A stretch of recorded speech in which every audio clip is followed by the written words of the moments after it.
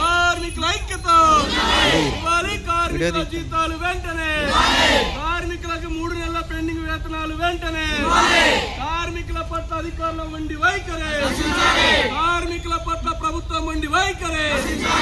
ఖమ్మం ఆసుపత్రిలో పనిచేస్తున్న కార్మికులకు 3 నెలలుగా జీతాలు ఇవ్వకుండా నిర్లక్ష్యం చేస్తున్న అధికారుల మండి వైఖరి, అధికారుల మండి వైఖరి.